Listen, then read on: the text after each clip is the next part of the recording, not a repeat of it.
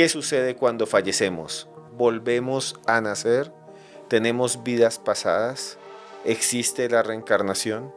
Van a escuchar testimonios asombrosos, increíbles, casos en los que algunas personas afirman haber vivido y experimentado otras existencias. Tal vez usted tiene recuerdos que no debería tener.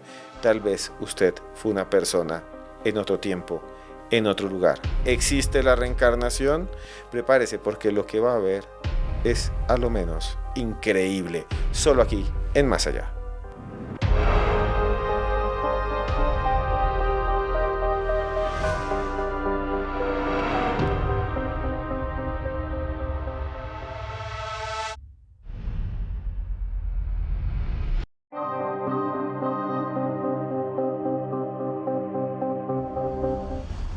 ¿Y qué sucedería si después de morir, de fallecer, volviéramos a nacer? Si tuviéramos otra oportunidad.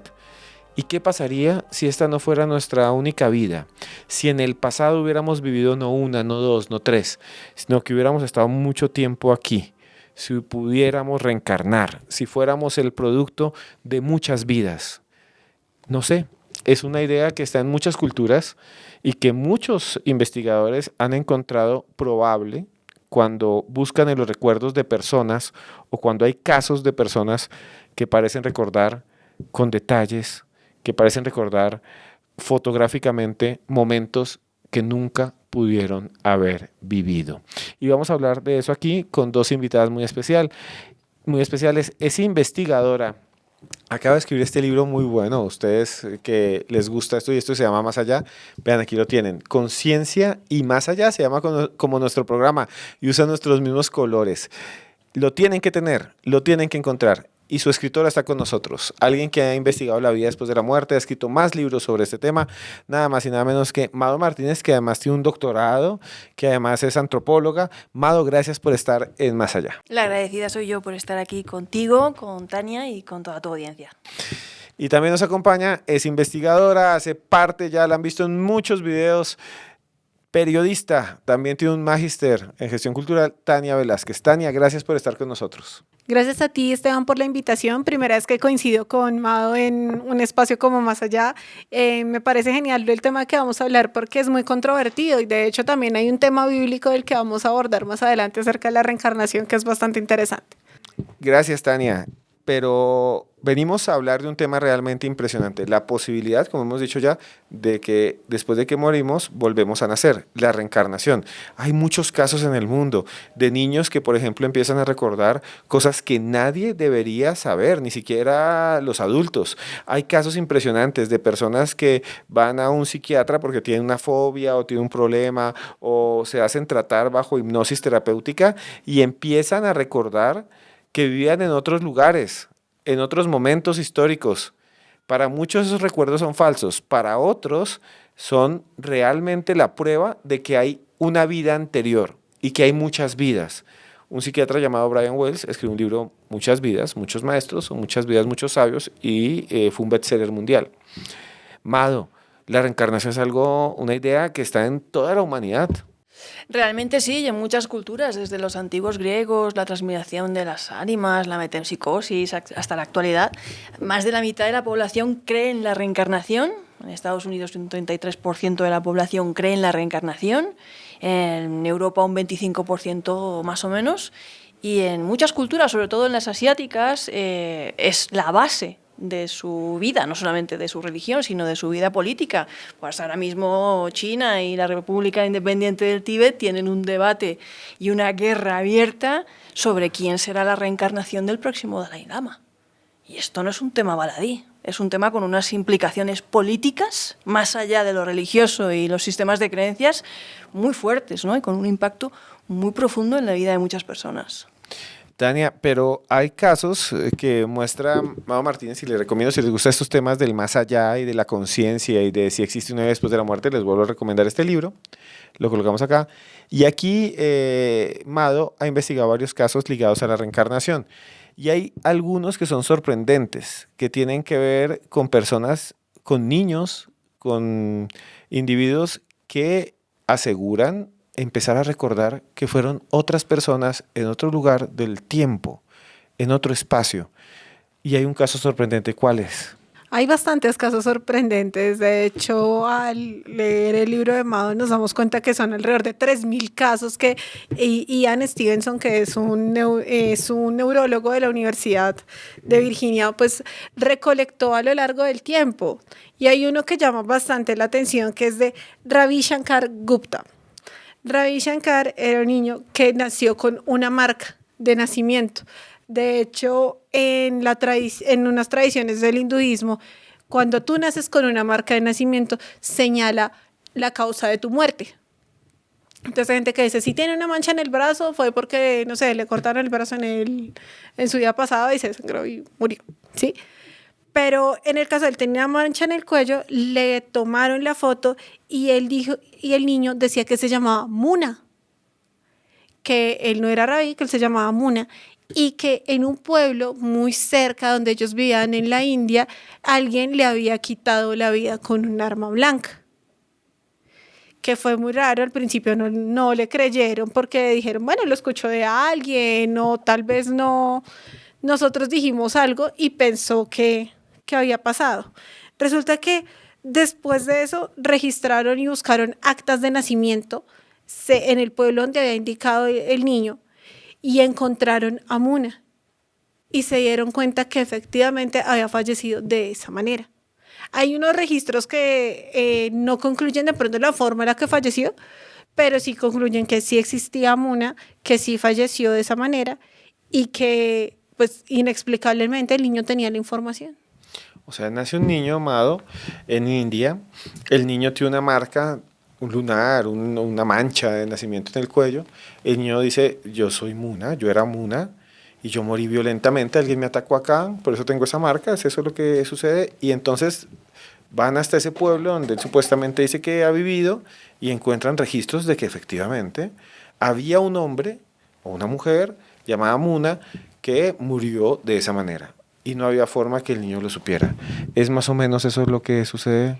Sí, y es un modelo prototípico de los 3.000 casos que Ian Stevenson y su discípulo, sucesor, colega en investigación, Jim Tucker, investigaron a lo largo de varias décadas, que sería prolijo mencionar aquí los 3.000 casos, porque 3.000 casos solamente por estos dos investigadores, que además iban a los países, iban a los lugares, entrevistaban al niño, entrevistaban a los padres, buscaban en los archivos, en las cartas, para cotejar y contrastar todo este tipo de información.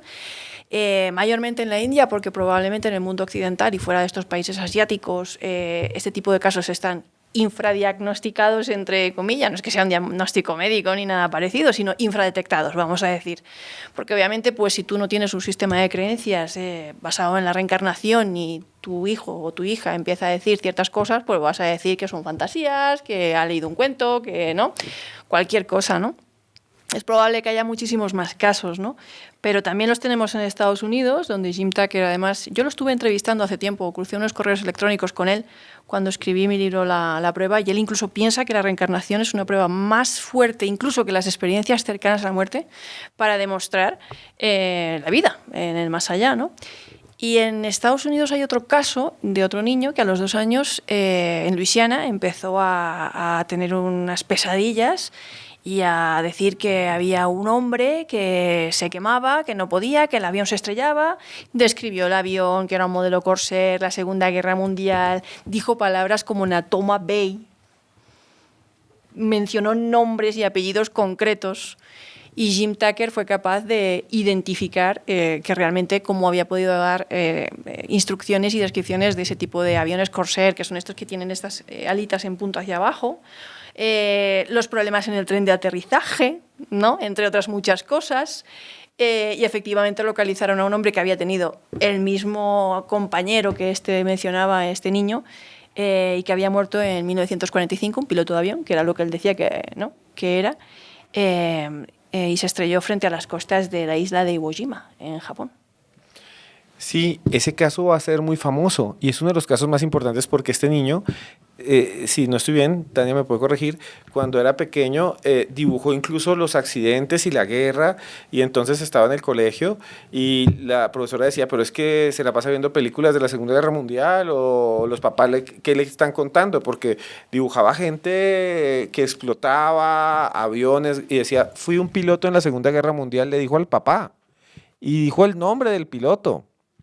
Y este niño después se comprobó que sí existía ese piloto y que sí existía, hubo esa batalla que él decía. Entonces todos decían, pero ¿cómo puede recordar? Es un caso famoso, ¿no?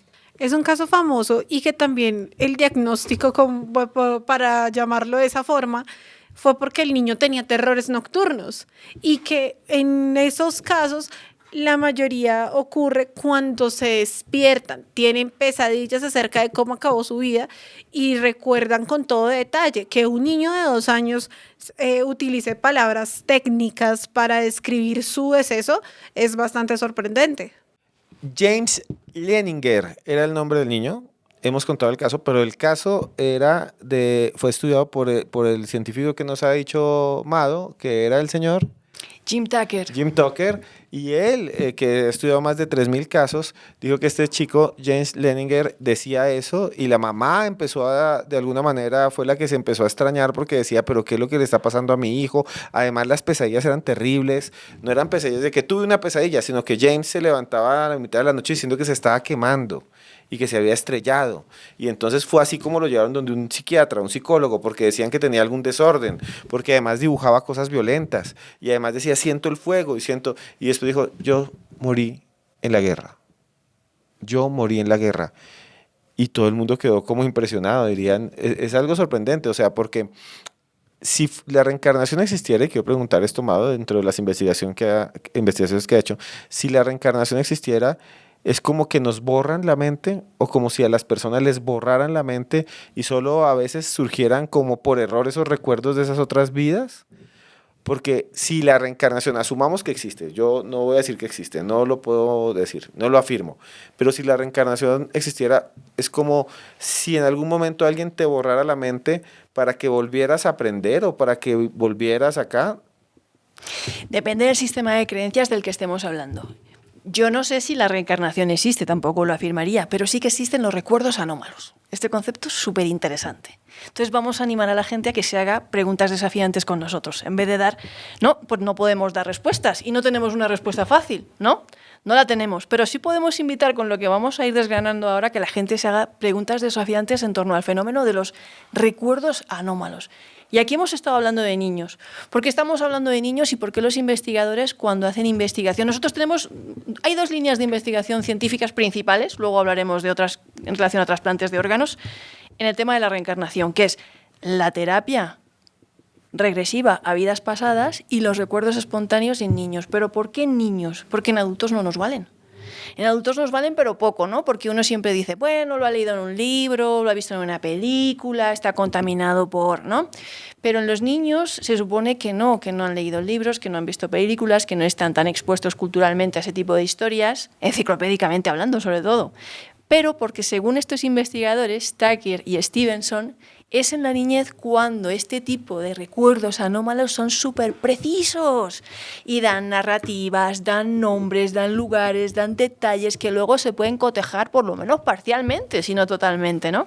Por eso es que se hacen en niños, porque dicen que con el paso de los años, los adultos, este tipo de recuerdos anómalos tiende a desvanecerse. Ya no se perciben de la misma manera ni con la misma intensidad. Y esto me recuerda a lo que estás diciendo, que el caso de James Leninger, él decía el nombre o dijo el nombre del piloto que había sido él. Dijo el nombre de un piloto que pudieron identificar que murió en esas circunstancias y de un compañero que estaba en la misma unidad. Dijo James Houston Jr. Sí. Y dijo cómo había muerto en Iwo Jima en la Segunda Guerra Mundial. Sí. Y muchas personas no tienen acceso detallado, a menos de que seas un historiador o te gusten los libros o te gusten los documentales de historia y de guerra, pero normalmente nadie recuerda una fecha exacta de una batalla o el lugar exacto de una batalla y las condiciones de la batalla, porque es que lo interesante es que él dice, yo fui este piloto Houston Jr., yo morí ahí, morí quemado, porque decía que murió quemado. Incluso creo que menciona más o menos geográficamente el lugar y lo dibujó. Y efectivamente lo que hicieron estos investigadores es mirar si había habido una batalla, si había habido algo así, y encontraron el nombre del piloto. O sea, hay dos opciones: o el papá se inventó todo y se lo enseñó, o realmente hay algo allí, porque es que son datos muy exactos, o sea, que ni un adulto. En el caso de James Leninger sí es muy extraño. Pero le quería preguntar, Mado, ¿hay algo que usted nos ha dicho? Primero, hay unos recuerdos espontáneos, ahí nadie le hizo una regresión, ahí nadie le hizo, simplemente está sentado el niño y llega y dice, me quemé, me llamaba así, y los niños dicen muchas cosas así. O hay unos que dicen cosas aún más extrañas, hay niños que han llegado a decir, yo vengo de Marte, y uno les puede hacer preguntas así, ¿cómo era Marte? Y te describen. Borishka.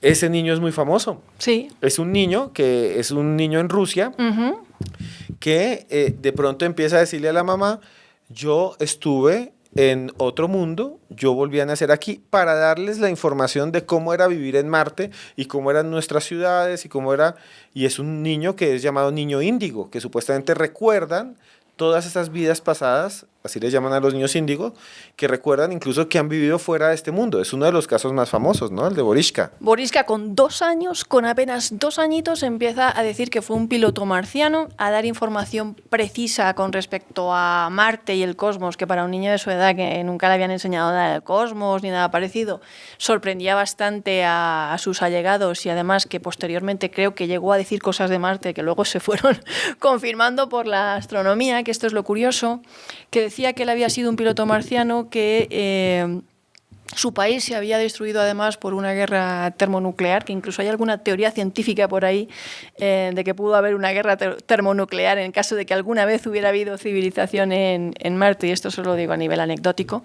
Pues la cuestión es que Borishka, que fue entrevistado por psicólogos, por expertos, que hay vídeos que se pueden ver ahí, que están de estas declaraciones de este niño, desaparece misteriosamente. ¿Sí? Con el tiempo. Y nadie sabe dónde está. Y Borishka, como lo llaman, es Boris. En 1996, ese niño, Boris Kipriyanovich, es que es difícil de pronunciar y seguro lo pronuncié mal. Boris Kipriyanovich le dijo eso a su mamá, lo entrevistaron en vivo, él empezó a hablar muy pequeñito, cosas que nadie sabía. Por ejemplo, empezó a contar de la composición de Marte. Entonces decía, yo vivía en Marte y en ese tiempo había agua, el agua se perdió, tuvimos que escondernos debajo de la Tierra porque hay mucha radiación, recibíamos agua que venía subterránea. En Marte hay unos canales grandísimos que en el pasado fueron muy profundos, que hay un cañón gigantesco, y después los astrónomos decían sí. O sea, lo que está diciendo tiene cierta precisión. Ahora, una de dos: o a esa edad del niño, en vez de enseñarle a leer, escribir y a cantarle rondas y canciones, le enseñaron de Marte, el papá era un aficionado a la astronomía y él construyó esa narración, o realmente estamos frente a un fenómeno asombroso. Pues cada vez la ciencia confirma más, y los astrónomos y los estudios, que es muy probable, y hay rastros de que existieran lagos y ríos y condiciones propicias para la vida en el pasado en Marte, y seguramente a nivel subterráneo, pues quién sabe, ¿no? La cuestión es que Borishka desaparece. Años más tarde, presuntamente aparece una foto de él de adulto en redes sociales que dicen que sería él, que era él, que tal. Yo he investigado este asunto profundamente en los medios de comunicación ruso, etcétera, etcétera. No existe todavía ninguna evidencia y nadie me ha podido demostrar que ese de esa foto era Borishka.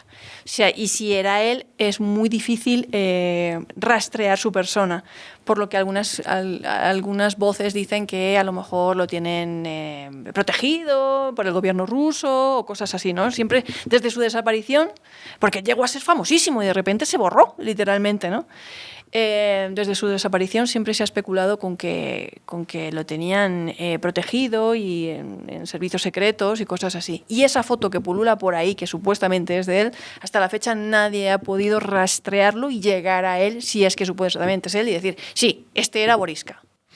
Tenemos los videos de él cuando era niño, de 1996.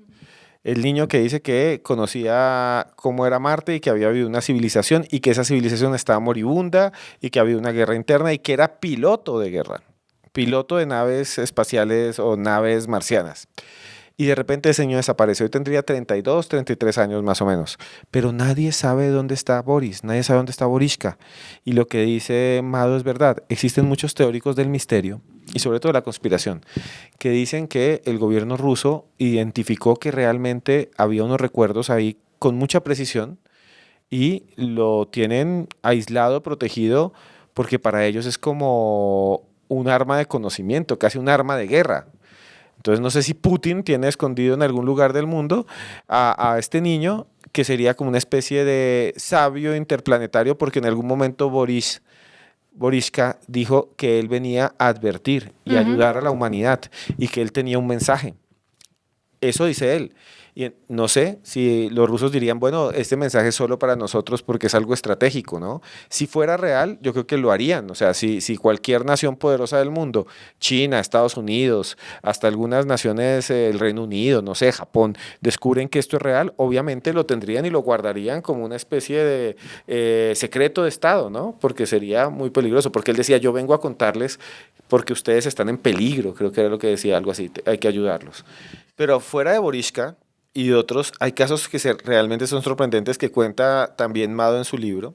Y uno de los más impresionantes tiene que ver con una mujer que se transformó con el tiempo en egiptóloga y que hizo una cantidad de descubrimientos del antiguo Egipto porque aseguraba que había sido incluso una sacerdotisa. ¿De quién se trata, Tania? Bueno, te cuento que el caso es de Dorothy Louise Eidy. Ella dice que a los 3 años tuvo un golpe en la cabeza, que eso también es bastante interesante porque retomamos el tema de la infancia, primero, y segundo, que si se trata desde el tema neurológico, estamos hablando de un golpe, de un impacto que no le ha pasado nada aparentemente, pero comenzó a contar que ella sí había vivido en Egipto. Y lo que le llamó la atención a los papás de Dorothy es que cuando veía estatuas egipcias, ella llegaba y le besaba los pies a las estatuas. No, o sea, una niña pequeña se da un golpe en la cabeza y después de que ya se recupera, vuelve como con recuerdos, como que le activó el pasado, como que le abrió las puertas de la percepción y después a niña cuando le llegaban a los museos en Inglaterra, cuando la llevaban al Museo Británico, veía las figuras de Isis, veía las figuras de los templos de antiguos de Egipto, iba corriendo y se arrodillaba y les daba besos como si los adorara, como si dijera, estos son mis dioses. Sí, y ella decía que quería volver a casa, le decía a los papás, quiero volver a casa. Y ella le contaba que ella era sacerdotisa y también correspondía a la época de Seti. O sea, ella dijo, recordé que fui una sacerdotisa y que estaba en un templo y era sacerdotisa de la diosa Seti. Sí, y lo interesante de esto, aparte de lo que hablamos, del golpe, de hablar de esto, ella se volvió historiadora también, estudió y logró descifrar bastantes jeroglíficos, como si los conociera de toda la vida, recordó su vida pasada a través de esto, los descifró y dijo que pues era lo que ella sentía, se casó y le puso Seti a su hijo. Bueno, esto sí es un caso impresionante. La niña se da un golpe en la cabeza, luego se va al Museo Británico con los papás de paseo, me imagino, ve las imágenes y actúa como si fueran dioses para ella. Luego decide estudiar historia y egiptología y se va a vivir a Egipto cuando es adulta. Y no solo se va a vivir a Egipto, es que esto es muy loco, se para frente a los jeroglíficos y los descifra de una manera prodigiosa. 2000 jeroglíficos, como si ya conociera esa lengua, como si ya hubiera leído esos jeroglíficos antes, como si los hubiera escrito. Y para muchos, ella es una prueba de la reencarnación. Para muchos es una prueba de que existe la reencarnación porque a través de ese golpe como que recordó el pasado. O sea, es algo sorprendente, como si yo voy por la calle y me doy un golpe en la cabeza y si le digo a un psiquiatra ahora recuerdo que vengo del siglo XVI en África, seguramente este psiquiatra me dirá, medíquenlo más. Pero, ¿qué tal que sea así? ¿Qué tal que abra las puertas de la percepción? ¿Qué tal que momentos de crisis, porque también muchas personas dicen que esos recuerdos vienen en momentos de trauma grande, ¿no? O en momentos de... Escuchaba que una vez a alguien que me contaba que estaba a punto un familiar de ahogarse y cuando lo sacaron ahogado dice, pues mientras me ahogaba recordé que yo ya me había ahogado hace muchos años y entonces me acordé y por eso decidí salir porque no quiero morir 2 veces ahogado. Pero eran personas que no creen en la reencarnación. ¿Qué pensar de ese caso que nos cuenta Tania? ¿Y qué piensa Amado de todo esto? A mí este caso me parece conmovedor y me da un poco de lástima. Aparte de que también me parece un poco inquietante, pero muy revelador. Porque ella, cuando se cae la escalera, la declara muerta. Se despierta a la hora. Es como que a la hora parece que no ha pasado nada, pero la llegan a certificar como que ha muerto. Es decir, tiene una experiencia límite o por lo menos algo parecido a una experiencia cercana a la muerte. Y es a raíz de ese momento que ella empieza a tener este tipo de recuerdos. Claro, esto no deja de ser significativo porque muchas personas, a raíz de una caída, un accidente, este tipo de cosas, tienen un impacto de este tipo, ¿no? Que algunos se manifiesta en recuerdos extraños, tanto del pasado como del futuro, ¿no?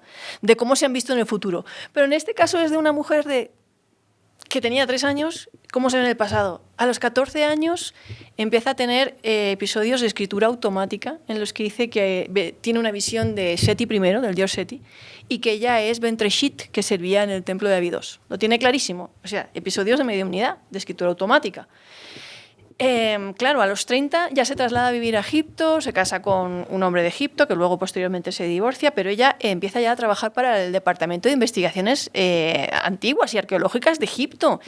Cataloga e inventaria y ordena más de 2.000 relieves, ¿no? Que reconstruyen ese templo de Seti, además de su amado Seti. Se supone que ella era su amante. Ella decía que era su amante, que había sido su amante. Y dedica toda su vida al tema de delinear del templo, incluso llega a hablar de un patio trasero que podría haber, ¿sabes? ¿No? en ese templo. O sea, la contribución a los estudios de egiptología de esta mujer fue impresionante. Ella realmente ayudó, aportó, reveló muchas cosas en este campo. La parte que a mí digo que me da un poquito de lástima, entre comillas, es porque yo creo que este pasado le robó su futuro. Porque realmente es a raíz de ese recuerdo del que ella ya no puede escapar. Ella recuerda su vida pasada y ella entrega su vida a ese pasado, a esa vida pasada que ella había tenido. Si no hubiera tenido ese accidente, ¿cuál habría sido el videojuego de su vida? Tal vez totalmente distinto, ¿no? Tal vez había tenido otra vida, ¿no? Pero yo lo pienso y digo, no sé, parece como si su vida pasada le hubiera robado el futuro, ¿no? O se hubiera apropiado de su presente, de todo lo que le llegó a pasar. Pero lo cierto es que ella vivió enamorada del tema de la egiptología, de los estudios de egiptología, que la hicieron enterrar mirando a Osiris, cerca del templo de Seti, mirando siempre, y que fue una mujer muy, muy recordada y querida en Egipto. Y esta situación realmente me recuerda varios de los textos de Brian Weiss, que es un psiquiatra norteamericano. Brian Weiss escribió varios libros. El más famoso es, ya lo he mencionado, Muchas vidas, muchos maestros, o Muchas vidas, muchos sabios. Y él, como psiquiatra, no buscaba la vida después de la muerte, ni buscaba nada más, simplemente atendía a sus pacientes. Y un día le llegó una paciente, que va a ser muy famosa, él nunca dice el nombre de ella, le pone un nombre así anónimo para no exponerla, y ella venía con un problema de la infancia. Había sufrido abusos en la infancia. Le hace una hipnosis terapéutica, que es algo que se utiliza, digamos, por una rama de la psiquiatría, y es la idea de recordar, de volver a recordar lo que viví para poder sanar. Recordar mi trauma, aceptarlo y seguir adelante para no sufrir. Y de repente cuando le empieza a decir que recuerde el trauma, le empieza a decir, ahora recuerda cuando eras más pequeña. Y ella empieza a decir, sí, me acuerdo de mi casa antes de lo que me pasó. Ahora recuerda cuando eras más pequeña y empieza a recordar cuando era un bebé. Y ahora recuerda cuando eras más pequeña y empieza a recordar que había vivido en otro lugar. Empieza a recordar árboles, empieza a recordar otra familia, empieza a recordar ser otra persona y empieza a dar detalles. Pero lo que me pareció más revelador de ese libro es que en algún momento Brian Weiss empieza a hablar con sus pacientes sobre esas vidas pasadas y en algún momento esos pacientes ya no recuerdan vidas pasadas. Recuerdan que había seres de luz, que serían como unos guías espirituales. Y les pregunta directamente, o esos guías le empiezan a dar información, según Brian Weiss. Y le preguntan por qué no recordamos. ¿Por qué si existe la reencarnación no recordamos? Y la respuesta es inquietante y tiene que ver un poco con lo que decías, Mado. Y también le voy a preguntar a Tania qué piensa de esto. Porque tú dices, esta mujer, Dorothy, se cae de una escalera, se da un golpe y todo lo que iba a ser su vida ahora lo hace en función de los recuerdos de esa supuesta vida en el Egipto antiguo y termina viviendo hasta en Egipto y trabajando en Egipto y poniendo, como dice Tania, al hijo el nombre de su dios que adoraba, Seti. Pero aquí viene lo más loco, esos seres de luz, esos guías espirituales, esos seres maestros, como diría Brian Wells, les llama maestros, esos maestros de luz le dicen, es que cuando las personas vuelven no deben recordar, porque vienen para aprender. Y después de que uno fallece al final, recuerda todo lo que ha vivido, recuerda todas las vidas que ha vivido, pero mientras estás en la tierra, recordar sería traumático. Y tú escoges, les dicen a ellos, tú escoges antes de nacer dónde quieres vivir, cómo quieres vivir y con quiénes vas a vivir. No lo digo yo, lo dice Brian Wells, que supuestamente tuvo una comunicación con estos guías espirituales. ¿Qué piensa Tania de esta idea de por qué no recordamos? ¿Por qué no recordamos si existía la reencarnación? Yo no puedo decir que existe. Voy a contar algo a partir de un pariente que hace parte de un grupo Hare Krishna. Entonces tengo conocimiento de lo que ellos nos cuentan. Primero, ellos dicen que tu vida es consecuencia de lo que hiciste en tu vida pasada con respecto a los errores que cometiste y también a los aciertos. Entonces, si tú fuiste una mala persona, te va a tocar una vida no tan buena. Y si fuiste una buena persona, vas purgando tus karmas hasta llegar a la iluminación. Estuve en una conferencia con ellos una vez y por eso son como tan enfáticos en el tema del vegetarianismo, porque ellos dicen que si eres matarife, por cada cabellito de una criatura que tú ayudaste a quitarle la vida, vas a morir 1.000.000 de veces. O sea, si yo sacrifico una vaca, por cada cabello de esa vaca voy a morir 1.000.000 de veces. O sea, sería una eternidad casi de reencarnaciones. Y vas a ser sacrificado en ese caso. O sea, voy a sufrir. Vas a sufrir. Y también ocurre, cuentan también que lo ven como premio. Si de pronto tú era una mujer, no sé, muy feliz mostrando sus atributos, o era una modelo y le gustaba la atención, puede que se convierta en un árbol que sea admirado o en un animal que también haya sido admirado de alguna manera. O sea, que se transferiría de alguna manera la experiencia vital más allá de nuestra vida hasta la reencarnación que sigue. O sea, si soy una persona vanidosa, reencarnaré en algo que iría en esa línea o seré castigado de acuerdo a lo que yo hice mal. Exacto. Y también ahí es donde me surge una duda también. ¿Dónde termina el alma y comienza la memoria de alguna manera? Para que también tú, sin darte cuenta, redimas los karmas en la vida que estás viviendo actualmente. Mado, es que esto que nos cuenta Tania de los Hare Krishna es de origen hinduista. En la religión hinduista realmente creen en la reencarnación, tanto que los funerales hinduistas creman el cuerpo para que el alma pueda irse más rápido y volver al ciclo. Y el final no es como en el cristianismo, que es llegar a un paraíso eterno, digamos, un lugar plácido, vivir felices. No, el final es como retornar al paranirvana, retornar a la perfección de esa energía creadora después de haber pasado un montón de reencarnaciones donde se aprendió. ¿Estoy mal o estoy bien? No, estás bien. Dentro de lo que es las religiones asiáticas, dentro de pues, los Vedas, hinduismo, el Tíbet, budismo y todo eso, hay algunas pequeñas diferencias y discrepancias, pero en general esa es la idea, ¿no? Con pequeñas diferencias es que algunas de ellas sí que creen que te puedes reencarnar hasta en una mosca o en un vegetal o cosas así, mientras otras no. Piensan que solamente te vas reencarnando de vida humana en vida humana. Y si atendemos a la ley del contrato dentro de lo que es el paraguas de la nueva era, estas creencias actuales, sincréticas, ¿no? Que dicen que antes de nacer tú ya eliges lo que te va a pasar y lo que no va a pasar.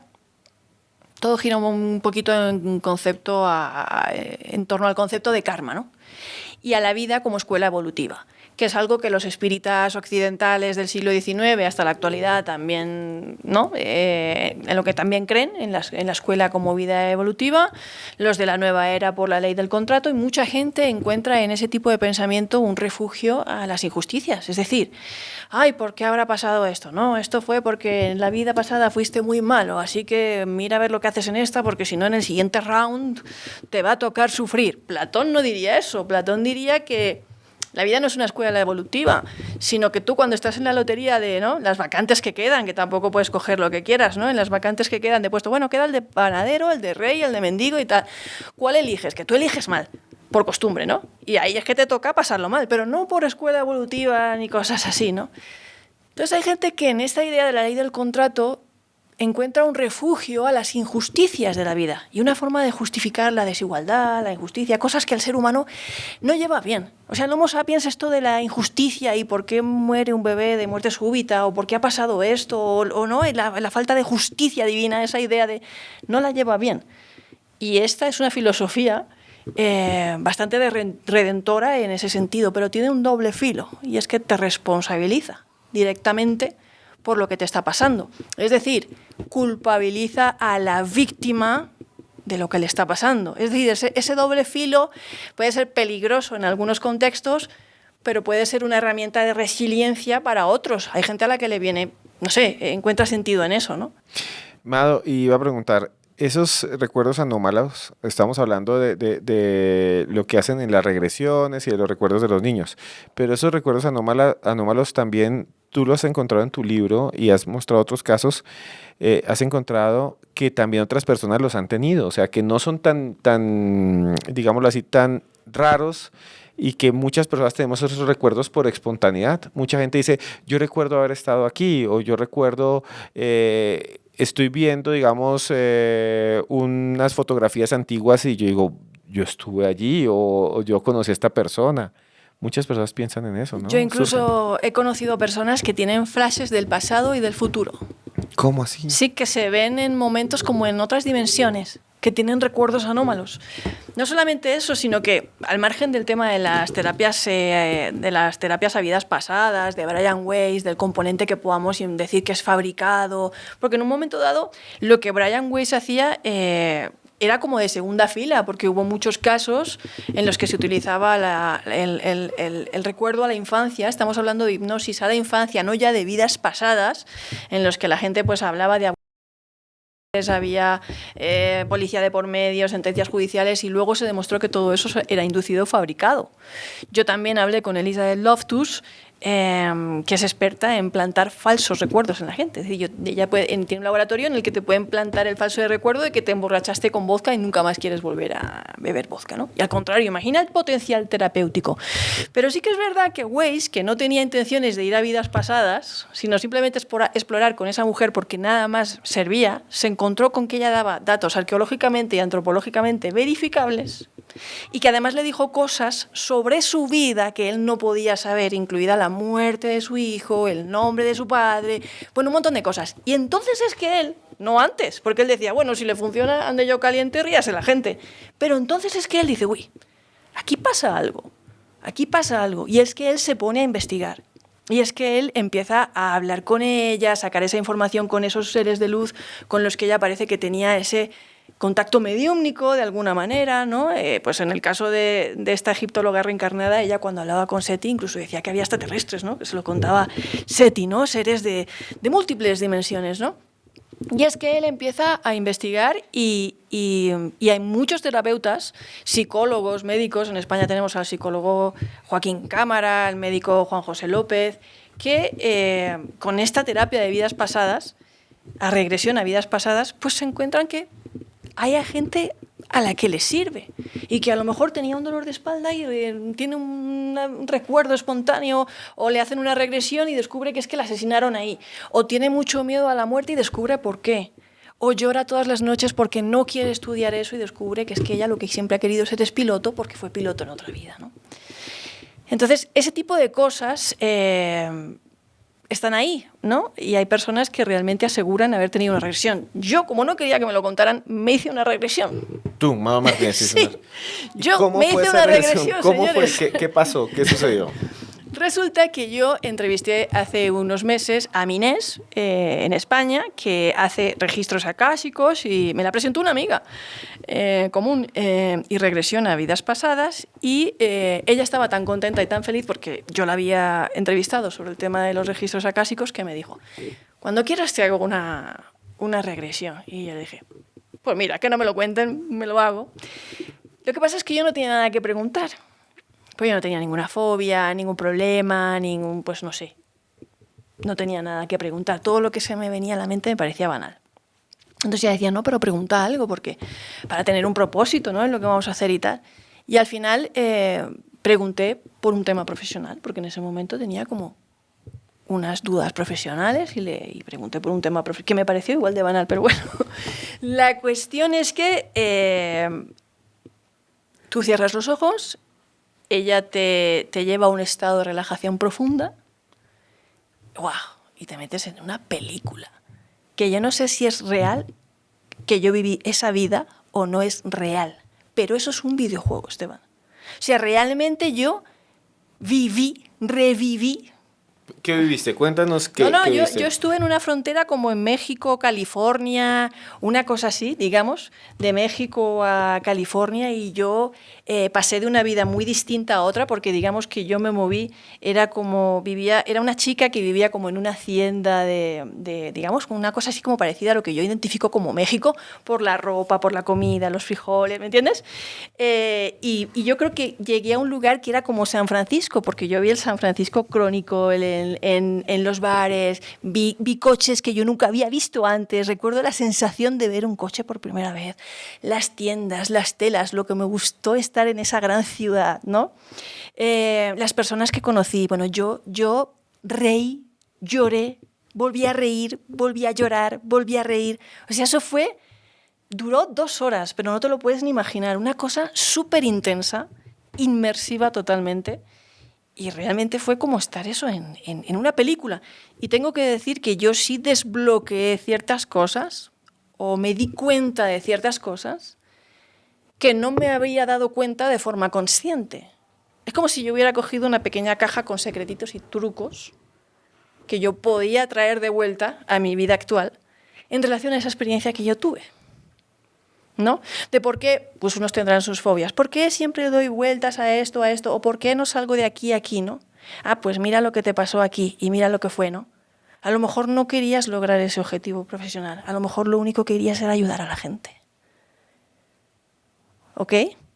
A lo mejor lo único que querías era eso y el atajo es este. Es muy fácil. Y Mado, antes, no sé si Tania quiere aportar algo sobre este tema que nos estás contando, preguntarte algo, si quieres preguntar algo, pero yo sí quería preguntarte, esa experiencia, esos recuerdos que viviste, ¿podrías de alguna manera tú tener detalles de algunos momentos de esos y tratar de corroborar si eso fue real? Sí, pero es que yo soy demasiado mayor, creo, para tratar de corroborar, ¿no? Porque yo pues, sí puedo decir, pues yo adopté a 2 niños payutes. Pero es ¿Recuerdas, que yo, haber, sí, ¿Recuerdas haber adoptado a 2 niños? Sí, yo recuerdo indígenas? haber adoptado a 2 niños payutes en lo que yo creo que era como una zona de California y haber luchado toda mi vida por los derechos de los payutes. De esos niños. De esos niños. Y haber sufrido por ellos y por el racismo y porque no los dejaban ir a la escuela y porque los trataban de malolientes, ¿no? A esa comunidad. Sí. ¿Y lo recuerdas? Y de dar conferencias y de luchar por ellos y de ir al altar a acompañar a mi hija a casarse. O sea, y llorar de la alegría. En 2 horas recordaste toda una vida. Sí, señor. Que yo no puedo decir si era una vida pasada, ¿vale? Eso yo no lo puedo decir. De hecho, aquí habrá gente que esté levantando la ceja, sobre todo, pues, si estamos en entornos académicos muy estrictos, de decir, bueno, aquí unos pueden levantar la mano a favor de la terapia de regresión a vidas pasadas y otros en contra. A mí me encantará ver lo que dice la gente. A mí me pareció que Minés era muy buena en lo que hacía. Yo la levanto siempre y cuando, pues sí, sea bueno y aporte un beneficio y sea terapéutico, porque aquí la palabra es importante, pero la bajo si es, pues en casos como nos hemos encontrado, de inducción a momentos que luego han creado un drama en tu familia, ¿no? Por ejemplo, pues que no existían, muchos casos que tenemos en Estados Unidos en ciertas épocas, ¿no? Pero a raíz de las experiencias, de los casos que me han contado, pues como digo, Joaquín Cámara, Juan José López, mi caso en particular, ¿no? También hace unos años me hice una regresión al inconsciente, que es algo parecido, que a mí personalmente me fue tan terapéutico como acudir a terapia con mi psicóloga, que yo también voy a arreglarme la mente. No crean ustedes que cuando yo tengo un problema voy a hacerme una regresión, porque no, mi primera opción siempre es ir al psicólogo. Pero estas cosas que las he hecho a modo de exploración, por curiosidad, siempre me han parecido muy interesantes a nivel exploratorio. Y a mí me gusta hablar más de recuerdos anómalos y de experiencias que afirmar si existe la reencarnación o no existe la reencarnación. Tania, ¿qué piensas de la experiencia de Mado y de todo lo que también has investigado acerca y que conoces de la reencarnación después de lo que nos ha contado? Es increíble también porque es de los pocos testimonios donde las personas no dicen, es que yo fui Napoleón, es que yo fui Cleopatra, es que yo fui María Antonieta. O sea, yo cuando investigo son como 4 María Antonietas, 20 Napoleones, inclusive actualmente en redes sociales, hasta un TikTok, una muchacha puso, es que estoy en Venecia y recordé que la peste negra fue muy fea. Y no hay un sustento de lo que estás diciendo. Y ya, bueno, en el relato que nos cuenta Amado o en el relato de la egiptóloga, pues estamos viendo otro tipo de recuerdos también o de presencias. De afirmar que existe la reencarnación o no, no lo sé. No tengo la respuesta en la mano, pero sí es interesante porque estamos hablando desde el tema neurológico también, ¿no? Entonces, lo que digo, mi pregunta va a ser es siempre esa, ¿desde dónde empieza el alma? ¿Dónde termina el alma para crear esos recuerdos? Porque no recuerdo lo que tú dices de pronto en la escuela de aprendizaje, pero entonces también si yo no recuerdo, ¿para qué me sirve vivir mi siguiente vida? Tal vez fue un viaje a mi inconsciente, ni siquiera una vida pasada, ¿no? En términos de regresión, porque no es que yo tenga un recuerdo espontáneo, sino que a mí me hicieron una regresión, ¿no? Que puede ser una parte muy profunda de mí, a mi inconsciente. Yo quería preguntarte, Amado, habías hablado o mencionado algo que es muy popular ahora, que tiene que ver con el tema, que es la idea de los registros akáshicos y que también lo exploras. Mucha gente no sabe qué son. ¿Podrías explicar qué son los famosos registros akáshicos o qué se cree que son o a qué clasificación corresponden? Los registros akáshicos, más o menos estamos hablando de un término bastante esotérico, aunque relacionado en cierta medida con filosofías y sabidurías orientales también, que se supone que es una especie de malla o información global, universal, de una especie de biblioteca en la que todo está ahí concentrado, ¿no? En la que la información de todos con todos pertenece a todos y en algún momento todos podríamos conectar con esa información, ¿no? Pero si hablamos de registros akáshicos y hablamos, por ejemplo, de recuerdos anómalos, creo que uno de los casos que a mí más me fascinan o me han roto la cabeza son los de los trasplantes de órganos y la idea de memoria celular, que llaman algunos, ¿no? Tenemos casos muy, no sé cómo llamarlos, muy anecdóticos, curiosos, fascinantes, extraordinarios, de personas que han recibido un órgano y a raíz de la recepción de ese órgano han empezado a experimentar como gustos o aficiones, como recuerdos de la vida pasada de esa persona. Y yo sé que no vamos, para no colapsar mucho el tiempo, déjame mencionarte solo uno. Hay varios, no los suficientes, ¿vale? Porque este tipo de estudios tampoco es fácil realizarlos, pero Gary Schwartz, entre otros, han hecho investigaciones en este tema. Déjame mencionarte uno. Un hombre de 57 años de Estados Unidos recibe un corazón de un chico afroamericano de 17 años. Cuando los médicos ellos se dedicaban a ir a entrevistar a los receptores y a los familiares de los donantes. Sin decir nada, simplemente, oye, usted, ¿no? ¿Quién era el donante? Y usted, como receptor, ¿qué nota en su vida? Y este hombre dice que él no se considera racista porque lo único que sabe de su donante es que era afrodescendiente, él decía negro, afrodescendiente, que él no se considera racista, pero que eso de que le hayan puesto el corazón de un negro, como él decía, lo llevaba a maltraer.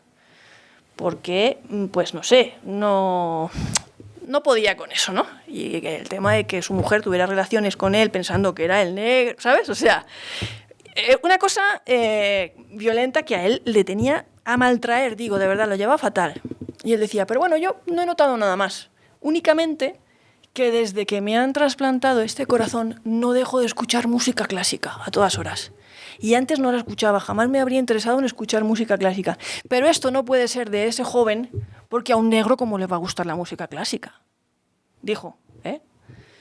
Fueron a entrevistar a la mujer de este hombre, a la esposa. Y dijo, bueno, es que nunca lo admitiría, mi marido es un poco racista, es ahí un poco supremacista.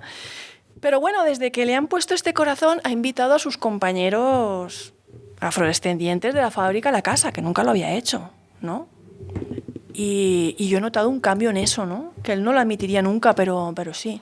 Y bueno, y otra cosa, no deja de escuchar y tararear música clásica, dice que no sé dónde la ha aprendido. O sea, esas piezas, ¿cómo las sabe? ¿Por qué las tararea? Dice, y está horas y horas escuchando música clásica.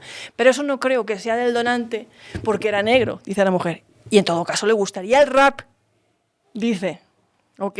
Aquí haciendo gala de los prejuicios que tenían al respecto. Bueno, cuando los médicos van a entrevistar a la madre del donante, descubren que el donante iba a su clase de violín cuando le dispararon, que era un gran estudiante de música clásica y que todos lo veían ya en el Carnegie Hall algún día, porque esa era su vida, su vocación, su carrera. O sea, esto es sorprendente. A una persona le ponen el corazón de alguien que falleció atacado y que era una persona que le encantaba la música clásica, que era un estudiante de música clásica. Y este otro señor, un señor que trabaja en una fábrica, que no le interesa eso, empieza a tararear y empieza a gustar la música clásica sin saber que el corazón que tiene es de esta persona, porque a uno no le dicen los gustos de la persona al que le ponen el órgano. Lo único que sabía era que era afrodescendiente. Y él, con sus prejuicios, pensaría que lo último que escucharía sería música clásica. Lo dijo él y lo dijo la mujer. Él dijo, pero eso no puede ser de él, porque a un negro cómo le va a gustar la música clásica. Y la mujer dijo, pero eso no puede ser de él. Los entrevistaron por separado, porque negro, perdón, lo decían ellos, estoy replicando la palabra. ¿Cómo le va a gustar? En todo caso, le gustaría el rap, dijo. Pero esto ya sería algo así como que la memoria no solo está en el cerebro, sino está en muchas partes del cuerpo, o algunas partes de nuestro cuerpo podrían transportar la conciencia de otros, o al menos rasgos de la conciencia de otros. Y eso me recuerda algo que le había escuchado a un doctor que entrevistamos alguna vez, que es muy reconocido, que él me decía, y escribió un libro sobre eso, que se había descubierto científicamente que el estómago tiene neuronas. Y se ha descubierto que esas neuronas también cambian nuestros sentimientos, las del estómago. O sea, que son muy parecidas las células del cerebro con las que pensamos que las que tenemos en nuestro sistema digestivo. Y que era verdad decir, piensa con el estómago, o piensa con hambre, o reacciona con hambre. Y es el doctor Mario Alonso Puig. Tenemos neuronas en el corazón, tenemos neuronas en el intestino, que es además donde se produce un poquito la fábrica del sistema nervioso entérico. Y se ha hablado mucho de memoria celular y muchas cosas, pero déjame que te cuente algo mucho más interesante. Vamos a hablar de moléculas. ¿Por qué no hablamos de moléculas? Cuando el universo se crea en los grandes hornos de esa primera estrella, el Big Bang o lo que sea, todas esas moléculas que hay, fósforo, nitrógeno, oxígeno, todo lo que tú puedas pensar, esas moléculas están ahí. No se van a ninguna parte. No hay más ni hay menos. Siempre son las mismas. El ciclo del agua es eterno, nuestra respiración. ¿Qué pasa cuando tú tienes un bebé, Tania, y lo estás gestando? Que tú le estás aportando moléculas. Tú le estás aportando el alimento. Pero nosotros al mismo tiempo estamos soltando moléculas al ambiente. Cuando yo respiro estoy soltando CO2 al ambiente, ¿no? Que las plantas por fotosíntesis lo absorben y se convierten en azúcares, en madera, en plantas que yo me puedo comer. A lo mejor me estoy comiendo a mí misma en el futuro. La cuestión es que yo cuando estoy excretando sudor, estoy excretando moléculas, yo me estoy renovando molecularmente todo el tiempo. Algunos órganos tardan más, como el hígado, 10 años, un poquito ¿no? Pero yo estoy soltando moléculas. Las moléculas que forman parte de mi cuerpo, de mi sangre, del agua que conforma mi cuerpo y que yo estoy soltando, el sudo en forma de vapor, va otra vez y llueve, siempre han estado ahí. No son nuevas. Tienen millones y millones de años. O sea, yo ya he sido, esta molécula que tengo aquí, mis moléculas, han sido polvo del desierto del Sahara, una lluvia del pasado y del futuro, un río, el agua que bebió un dinosaurio. O sea, no es que yo fuera el dinosaurio en una vida pasada, es que ya soy el dinosaurio. Y esa idea de la continuidad, esa idea de que somos todos parte del universo es la misma que está al final en todas estas creencias de la reencarnación, porque al final lo que dicen las religiones que creen en la reencarnación como una base fundamental es que al final todos tenemos que llegar a un punto en el que somos el mismo universo, retornamos al mismo universo después de haber aprendido. Dejar de sentir dolor, dejar de sentir deseo, es lo que decía Buda, acabar con las reencarnaciones y llegar a un estado de plenitud. Pero ya vamos a terminar porque nos acabó el tiempo, pero Tania había hecho al comienzo algo, me parecía muy interesante, que tenía unas referencias incluso bíblicas de la reencarnación. Claro que sí, y es interesante porque se pensaría de que no hablaríamos de eso en otros contextos cristianos, ¿no? Y hay un caso particular que es cuando le preguntan a Jesús si él era Elías. Recordemos que el profeta Elías, que de hecho también tiene un fenómeno ufológico, ¿no? Que dicen que lo recogieron en carros de fuego y desapareció. Le preguntan que si era Elías y él dijo que no, que él no era Elías, que ellos estaban tan ciegos que no se habían dado cuenta que Elías había vuelto antes de Jesús y que había estado incluso con ellos, haciendo referencia a Juan el Bautista como el conocimiento que estaba preparando Elías para la venida de Cristo, la primera venida. Y es que, Tania, ya para terminar, la idea de que Cristo vuelve por segunda vez es una idea de reencarnación, porque muchos dicen que Jesús va a volver como mujer, como persona africana, como un hombre poderoso, pero esa segunda venida del Mesías, segunda venida de Cristo, sería una reencarnación de Cristo. Y sería también dentro del cristianismo, que prohibió en varios concilios hablar de la reencarnación en su doctrina, pues que al final el regreso del mismo Jesús de Nazaret va a ser una reencarnación. O sea, es una cosa impresionante. Es como que en el cristianismo dicen ya el canon no es reencarnación, aquí no hay reencarnación, pero Jesús va a reencarnar y va a volver. Sería algo así, ¿no? Perfectamente. Y lo que hablamos también. Y por eso se dice, se encarnó el verbo también, ¿no? De alguna manera hace parte de eso y pensar de pronto en un cielo o en un infierno, también podemos hablar de una segunda vida también. Entonces no es descabellado también pensarlo de esa manera. Pero bueno, ya no nos queda tiempo. Tenemos que volver a hacer otro programa de estos. Fue un programa interesante sobre la reencarnación, pero si quieren saber más, este es el libro que tienen que tener. Conciencia y más allá. Conciencia y más allá de Mado Martínez, que nos ha honrado con su presencia hoy. Lo pueden conseguir en cualquier librería del país, de Colombia. También lo pueden conseguir en cualquier país del mundo si lo compran por digital. Lo pueden ver y lo pueden leer. Espero que les guste mucho. Lo publica Penguin Random House. Mado, muchas gracias por estar aquí. ¿Dónde puede buscarte alguien si quiere contactarte? Pues en redes sociales, en mi canal de YouTube, Mado Martínez, ahí también estoy compartiendo pues entrevistas con personas como las que hemos mencionado aquí en el programa. Están ahí los códigos QR porque el libro es como una especie de investigación transmedia que apunta y te deja ver las entrevistas. Y nada, la que te da las gracias soy yo por estar aquí y brindarme este espacio. Yo no creo en la reencarnación en sentido biográfico, individualista, occidental. Creo más bien en los recuerdos anómalos y que podemos conectar con cualquier chispazo, destello, incluso futuro, porque no creo ni siquiera que sea lineal en la vida y me inclino a pensar que tal vez existe algo parecido a la conciencia no local y que todos somos parte de todos. Yo soy tú y tú eres yo. Muchas gracias, Mado Martínez. Tania Velázquez, gracias por estar acá. ¿Y dónde pueden buscarte, dónde pueden contactarte? Bueno, sorprendida por todo lo que hablamos el día de hoy, de verdad. Creo que siempre falta algo por hablar y por discutir y por investigar también. Me pueden encontrar en redes sociales como Tania Me Cuenta en Instagram y en TikTok. A ustedes muchas gracias por haber visto este programa sobre la reencarnación. Espero que les haya gustado. Si les gustó, denme like, coméntenlo con sus amigos, envíeselo por WhatsApp, por grupos, por donde quiera. Y sobre todo, siempre trate de hacer las cosas bien. No sabemos si después vamos a tener que pagar nuestras malas acciones, pero hacer malas acciones es algo malo. No esperemos a que nos castiguen con el karma. Simplemente no seamos malos. Y recuerde que por más lejos que andemos, siempre habrá un más allá. Hasta pronto.